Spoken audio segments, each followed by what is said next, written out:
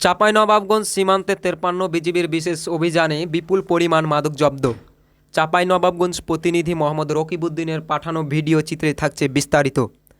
চাঁপাইনবাবগঞ্জ সীমান্ত এলাকায় পৃথক দুইটি অভিযানে বিপুল পরিমাণে মাদক জব্দ করেছে border guard Bangladesh BGB.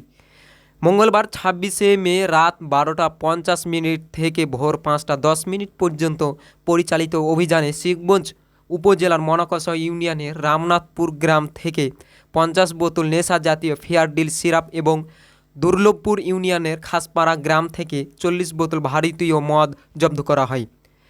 53 BGB সূত্রে জানা যায়, মনোহরমপুর বিওপি ও রঘুনাথপুর বিওপি পৃথক অভিযানে পরিচালনা করে এসব মাদকদ্রব্য জব্দ করে।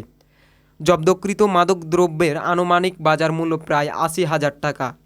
পরে উদ্ধারকৃত মাদক শিখগঞ্জ থানায় জমা দেওয়া হয়েছে।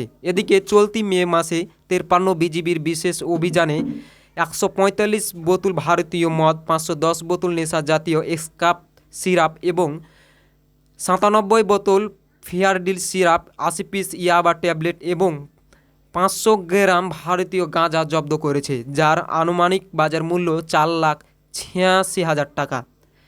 চাঁপাইনবাবগঞ্জ ব্যাটালিয়নের অধিনায়ক লেফটেন্যান্ট কর্নেল কাজী মুস্তাফিজুর রহমান বলেন, সীমান্ত সুরক্ষার পাশাপাশি যে কোনো ধরনের চোরাচালান প্রতিরোধ বিজিবি সর্বদা তৎপর রয়েছেন।